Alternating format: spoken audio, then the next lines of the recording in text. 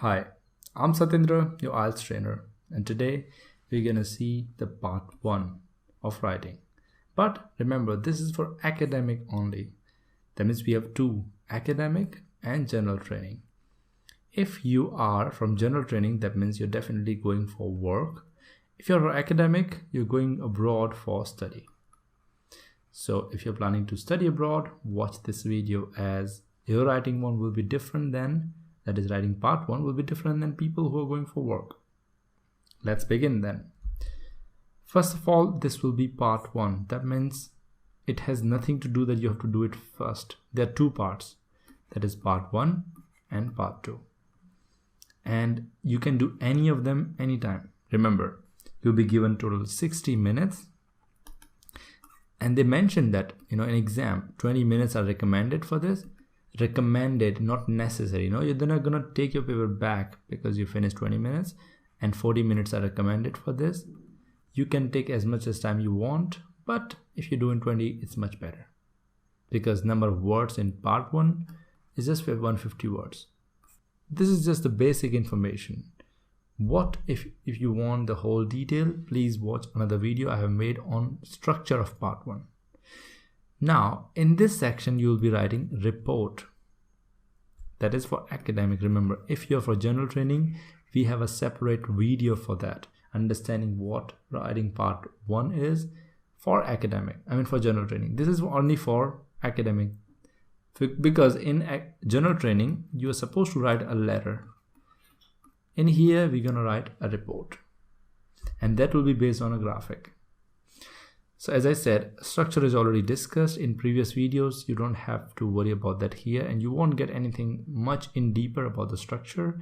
What is informed and what is not informed, what is task 1, what is task 2, what are the criteria, and all those things will be already discussed in previous videos. Let's get deeper in the concrete stuff. Task 1 consists of any of the 6 types of the questions.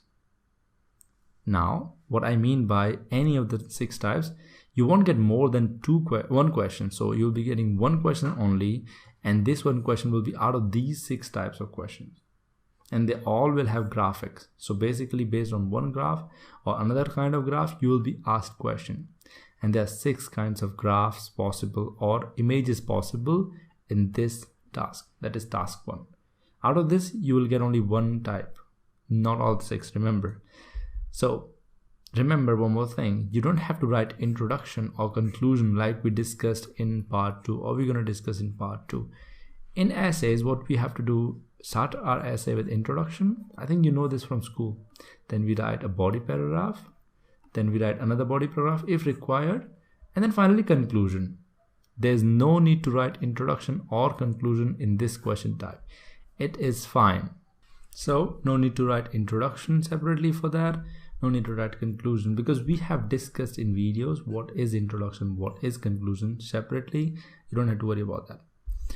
Now, no extra information or opinion. Apart from introduction or conclusion, you don't have to provide any extra information. In a question, you'll be asked to write something. You just have to follow the question.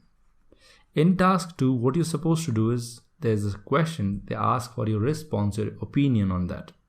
So based on your opinion, you will have different answer. But here, no opinion required. Okay? Make it clear. Good. Here, all you have to do in task 1 is remember the words and the structure. That's it. Remember the words means there are certain words that you do have to include in your writing part 1. And if you know the structure, if you know the question type, you can score easily in part 1. Because you don't have to think of your own ideas, own concepts or anything. Just remembered stuff, or not remembered, let's say understood stuff of all the question types, that is 6. Let's begin with the paragraphs themselves. What I mean by paragraphs is there are 3 different type of paragraphs that you have to write in task 1. All of them should be understood. In short, number 1, paragraph 1 could be a single sentence, and there will be introduction of the graphic. Right. What does it mean by introduction of the graphic? As I said, single sentence could be considered a paragraph. Paragraph 2 will be describe, compare and contrast the graphic. See, This is just a paragraph. When we are seeing an example, it'll get clear. Don't worry about it. It is coming soon. So we have to describe the graphic, compare the information in this, and if there's contrasting, also mention the contrast. That is paragraph 2. And paragraph 3 would be you summarize. By the way, if you write Z here, it's US, and if you write S here, it's UK based. There's no difference. There's nothing is incorrect. Summarize means whatever information you got, you just mention something interesting in it, and then that is fine. You don't have to create a conclusion for that. Okay, now let's see the types of reports. The one which you're waiting for, the concrete types. Okay, so these are the 6 types, in which the first one is called a line graph or a graph itself. The second one is called a pie chart. This is called a bar chart. Don't call it bar graph, it's called bar chart. This one, as the fourth one, is called an image or process, describing a process. Here this one is called a map. Show the difference in a map. You see there are 2 different maps. And the last one, tables. In exam you might get lines here, in the form of rows and columns, but I have formed 2 different tables. You have to describe the table. 6 different question types. You might get any of this, like you might get line graph, you might get pie chart, you might get a map, any of this. Okay, now let's see line graph and bar chart together. Why together? Because they have most of the things similar, very few differences. Right, the first, let's see in detail what it looks like. What is in there in line graph. In line graph we have these kind of lines which are showing the trend. Some sales are increasing or carbon emission increasing or decreasing, whatever. But in bar chart they have a number here which is mentioned using bars. These could be not just vertical but horizontal as well. What I mean by that, the part-time, voluntary work, further study and unemployment could be here, in this form, like this. It could be vertical or horizontal. But when we have a bar, it is called bar chart. Good. This is an example of a bar chart. You might have 2 in there. You have to explain both or compare both. So question will be like this.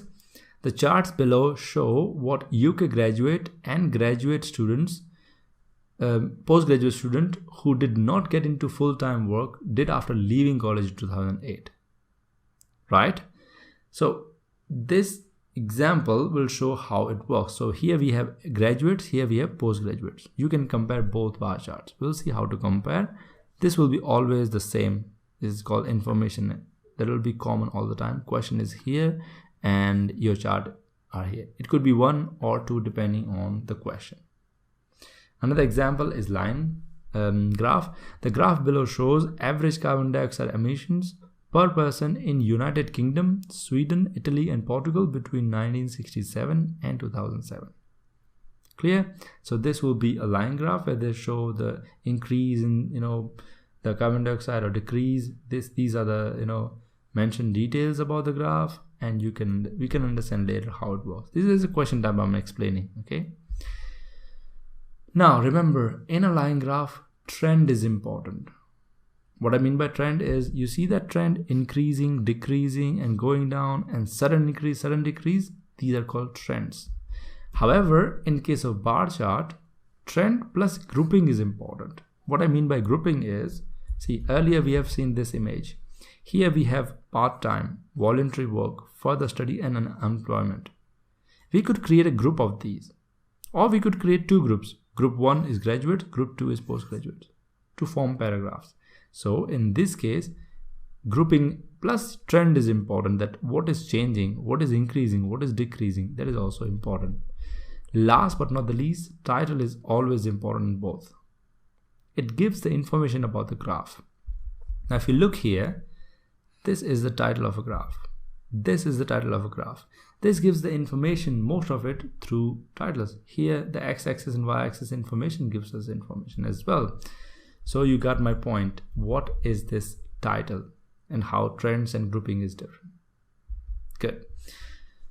Let's see in both example what we discussed earlier.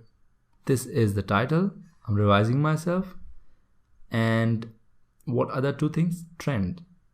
Trend is important in line graph as well as bar graph. But grouping is important in bar chart. In bar chart, we have also important is this grouping. Can we group using these, or can we group using postgraduate and graduates? Clear? Good. Now let's see what happens. What do we write in first sentence? Now we're gonna go sentence wise what to write, or paragraph wise what to write in our line graph or bar chart. The first sentence could be called a first paragraph. That means a single sentence can form a full paragraph. Clear? You don't have to create anything new. One single sentence equal to one paragraph. Possible. Now, that also gonna describe your graph in short. That means in a single sentence, you're gonna describe the whole graph, right? What we mentioned to you. Let me give an example. This is the question we had. The graph shows average carbon dioxide emission. So we have this whole question and we have this image. Let me get into this image and show you how you can write the first sentence of your question. The graph illustrates the emission of carbon dioxide in 4 countries, namely United Kingdom, Sweden, Italy, and Portugal for 4 decades between 1967 and 2007. What have I done in this case? Now look, I have included all the information required from the question and from the graph, and have written in different words. You know what I mean by that? Paraphrased it. If I just directly copy paste here, not gonna work. See, you can change few things here, which I have written my way. You can change from illustrates to shows, sheds light on, informs, or just anything. But it's important that you start with this. Okay, good. This is the first sentence as well as first paragraph. Then you have to change the paragraph of the graph. Paragraph 2 describes the detail, the trend, and the contrast which we have mentioned. Okay, now look here, what's going to happen? Isn't this increasing? And there's sudden decrease, but this is not a sudden decrease, this is a slow decrease. You see that all these things are important. We are going to see them in detail. So there are 5 possible trends. You know, all these trends, we have 5 possible trends including line graph plus bar chart. Let's see all the trends one by one with examples and images. The first trend is slight increase. Where do we see slight increase? You see here slight increase. You see that? So we're going to use the word expanded, grew, climbed, rose, stepped up, picked up. Or any of these words you can use, or something like the carbon dioxide increased or grew in this number from this to this year. You can mention these words. Now, in order to emphasize, you can say moderately or slightly. See, these are adverbs. So if you're using the words as, you know, to show increase as verbs, let's take an example.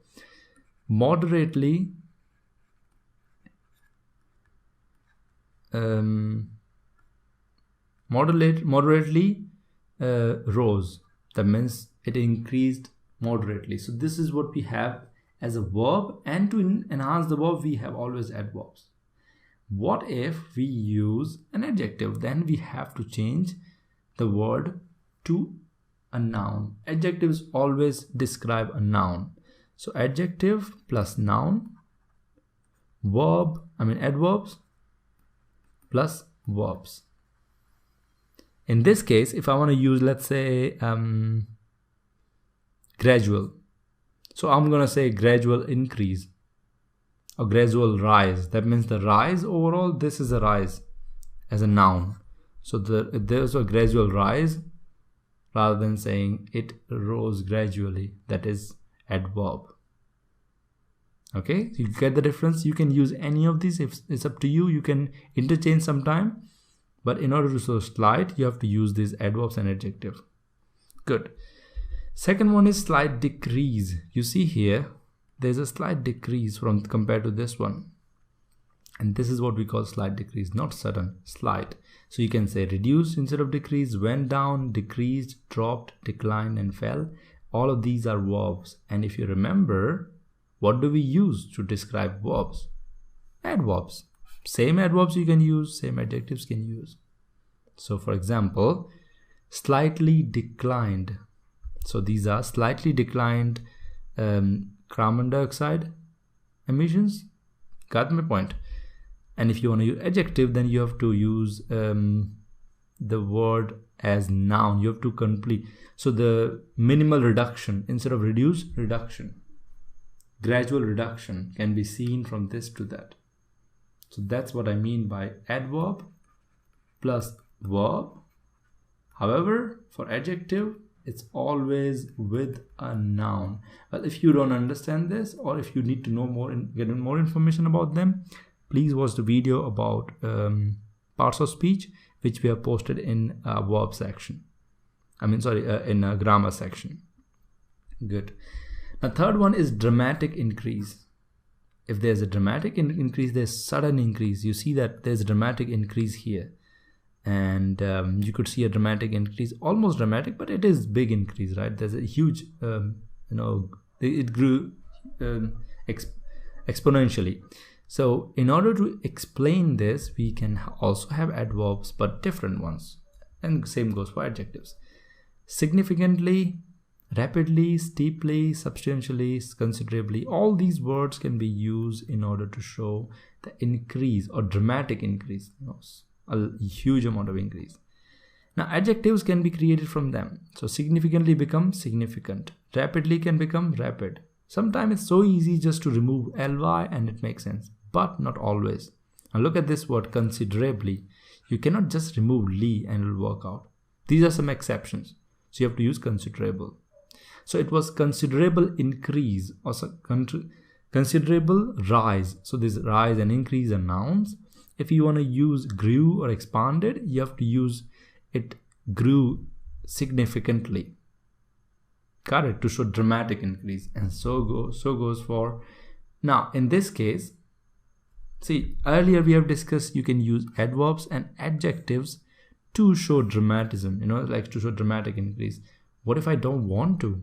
Then I don't need to use any of these if I use such words. It soared, it escalated, it rocketed, it shot up or jumped. These words themselves are emphasized, or they don't need adverbs and adjectives to be shown dramatism. Get my point?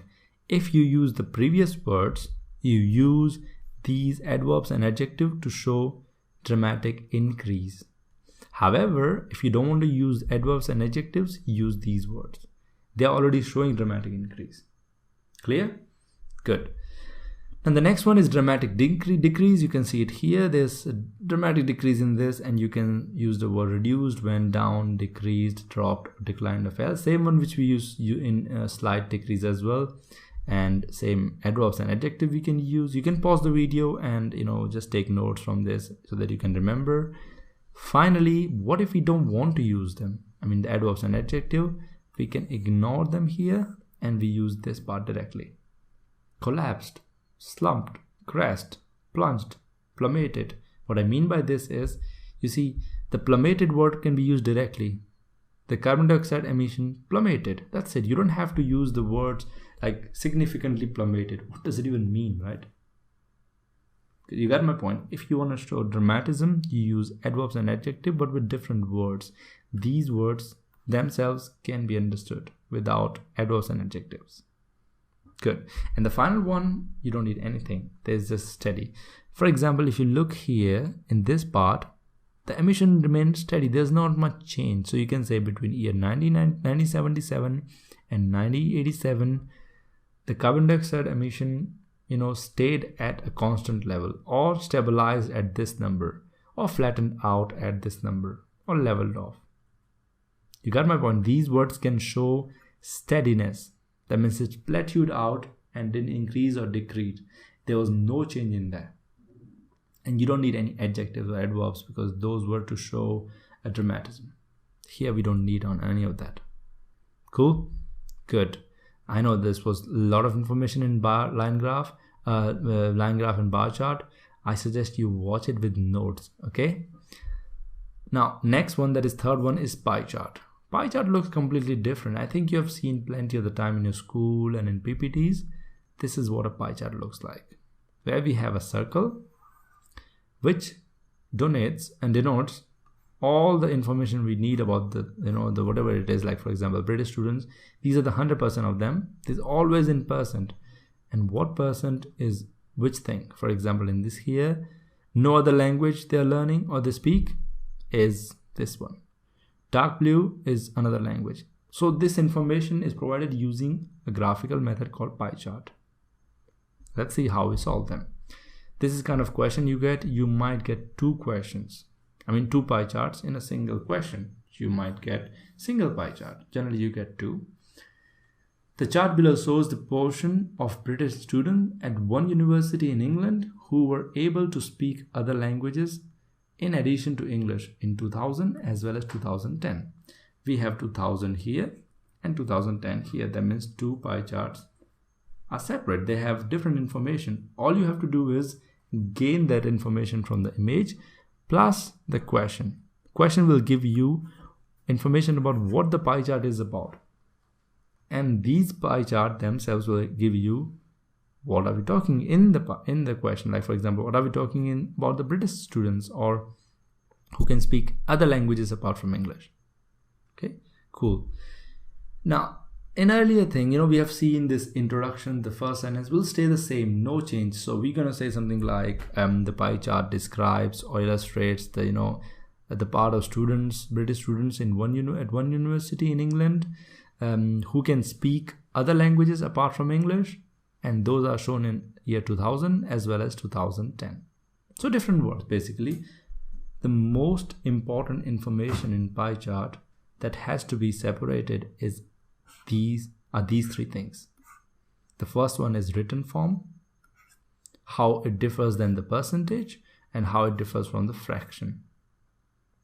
By the way, when we have a percent sign in front of a number, we cannot call it percentage. So this cannot be said 50%. It's called 50%. But if there is no number included, we can call it percentage, like a large percentage of people. Okay. So a half is called 50% or 1/2. A third is called 33% or 1/3. 2/3, 66%, 2/3. 3/4, 75%, 3/4. A quarter, 25%, 1/4. So these are in fractions, these are in words, first thing which we have seen. And here we have seen in percentage. You can say 50%, 25% to dinner. Why am I giving you this information? So that you don't repeat yourself. You see, there's a lot of information here. Sometimes it's just almost 25%, just even below that. So what if you have to describe the same thing here? For example, this one is equal to the yellow one, the green one here. You don't have to use the word like, it is almost 25%, because you can use next time a quarter. If you remember, we have something called lexical resource where we have said you have to use synonyms. And that's the reason I'm trying to provide you as many synonyms as possible. Let it be in written form or percentage form or fraction form. Okay. All right. Next one is table. And you know how a table looks like, right? Table looks like you have a row. These are all rows and these are columns. So these are all rows which are horizontal, vertical one are columns, and you have information mentioned here. It could be a single table or it could be two tables. So let's see a question based on a table. The tables below give information about sales of fair trade, labeled coffee and bananas in 1999 and 2004 in 5 European countries. So 5 European countries, I don't think they have mentioned them. Yes, they did here. So you have to watch out this information. They have mentioned only 5 European countries here. Have they mentioned the name? No. You get the name from the table itself. Right. It could be a single table. It could be two different tables. Now they have separated table based on the commodities they have used. Coffee and banana. Clear? So the question plus table will give you enough information to write the first sentence which we have discussed earlier. Good. Second one, and there's no difference between tables and other graphs or pie chart. Everything stays the same. That is, first you write first paragraph or first sentence you write about the table and the question. Second, you discuss the details plus contrast and compare what happened in 1999. However, what changed? what is the most interesting information, and all those stuff. And part 3 is just you summarize, saying that, all right, so this was the biggest change and this was the least change thing. Like this always stayed the same. There's no change in this part. So you see that what I mean by that?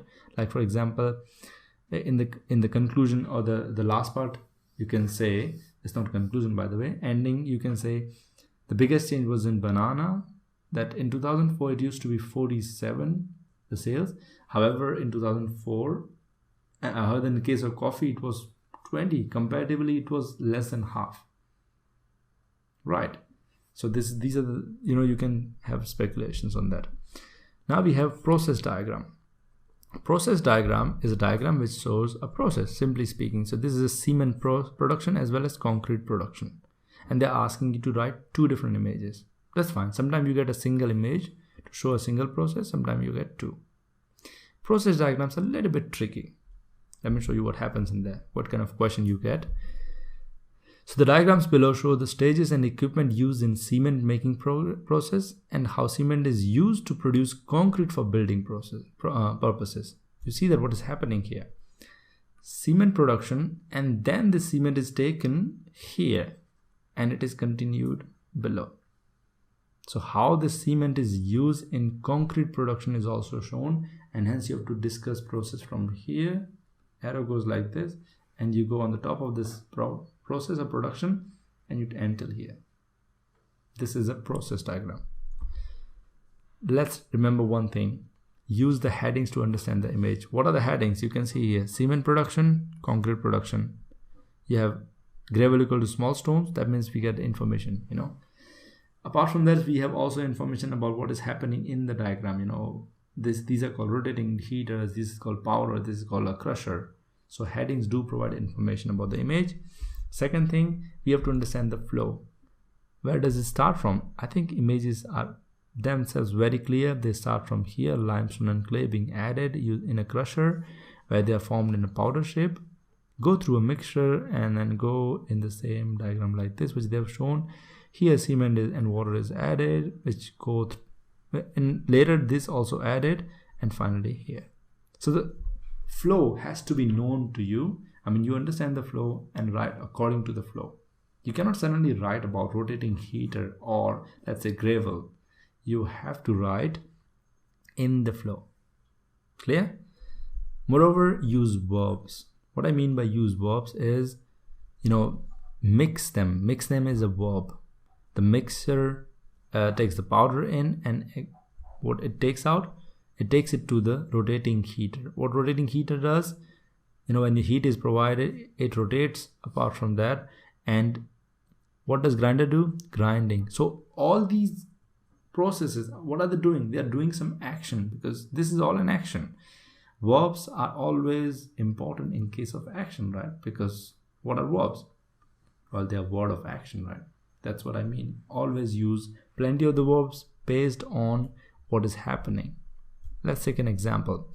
Limestone and clay are crushed in this machine called crusher and created in the form of powder. So this word crushed is a verb. Same way, for every equipment we must have a verb.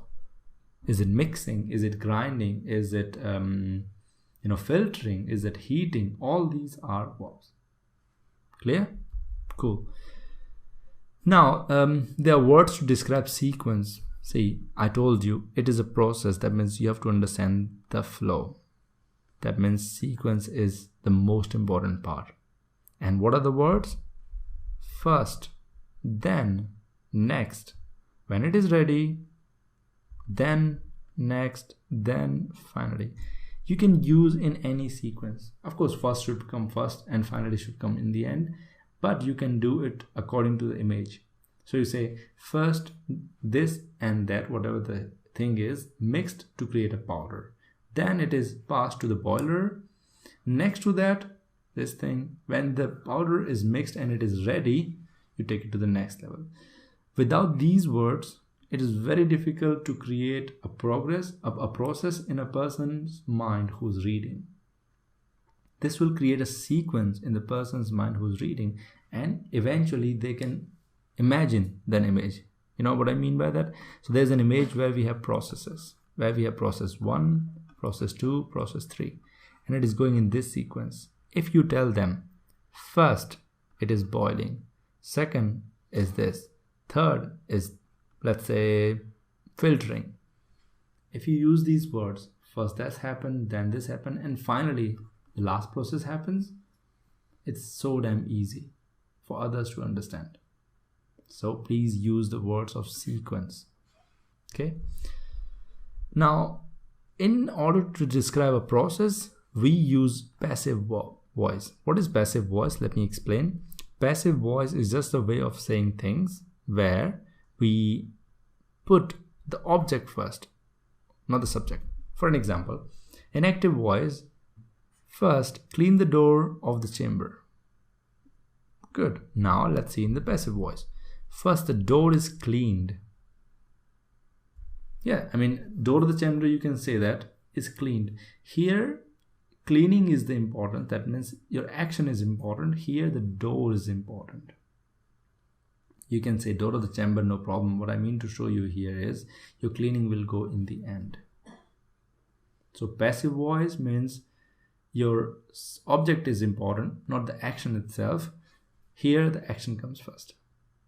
That is passive voice. If you want more detail or a detailed explanation of what passive voice is, what kind of passive voice we have, then please go through the grammar series and that you can get it. Good. Now the last one, but not the least, is map. What happens in map is you're given two different, in a single image, two different diagrams. That is, both of them are same thing, but some change, like a school diagram, a beach diagram, or an island diagram, where you have to explain what changed in this map in 1 year or other year. So they might give you like 1910 and 2010. You have to show the difference, what happened in this year and this year. That's your task to do. You see that here there were trees earlier, there were no houses, or whatever the change is there. In order to show changes, we have to use change verbs. But before that, let's see how the question is being created. The two maps below show an island before and after the construction of some tourist facilities. Right. Here this is before the construction of facilities. This is after the construction of facilities. From the question you understand what is this, what are these maps about. Second thing, from the map itself you can see the change. Both of them will contribute to the answer. The most important part of maps are the possible words you can show change, like reconstruct, expand, improve, modernize, extend, renovate, reduce, develop, add, remove, replace. If you look at it, all of them have the meaning. Reconstruct means something which is already there, but break it and create it again. Expand means, let's say I have a small house, but in later years I make it bigger. That is expand. Improve means it's okay, but I make it better later. That is improvement. Same way, all the words, if you don't understand, please search about them. They are important, all of these words. They are like 11 words. If you can connect with the image here and see which word can be added. See, overall, it was what? It was modernized and developed both. What was reduced? Well, there must be something. Right, here, something called developed can be used here. However, we removed some of the plants and added this. What was added? A bridge was added, so that was also here. These words can be used to show the change in the map. And I guess you can see here, I kept this part for you to check which can be created, which can be done. Here we don't need to use reconstructed because nothing was constructed earlier. So that can be gone. Second one is there anything expanded? Of course not. We didn't expand an island, right? That is done. Improve. Did we improve on anything? Nope. Yes, we did modernize. We create modern design in the island. Did we extend anything? No, we didn't extend except for this plier part which was added, not expanded anyway. Did we renovate? No, renovation was not there. Anything reduced? If you look at the number of trees, no, they were not reduced, except for some parts they were replaced. Few trees were replaced, that's it. Any development seen? Yes. Added? Yes, of course, we added the house. Did we remove anything? Yes, a few trees here and there, that's it. What did we replace with anything? No, we didn't replace, we just added few things. You see how these words, try to remember them all and use them in your map when you get in the exam. And with that, we end our chapter where we saw how writing task 1 is created, with how paragraphs are written, and most importantly, each question type was discussed and what to write in each. All right, I hope you understood this video, and if any doubt, please ask question using email ID, as well as you can write in comments. Have a nice time. Bye bye.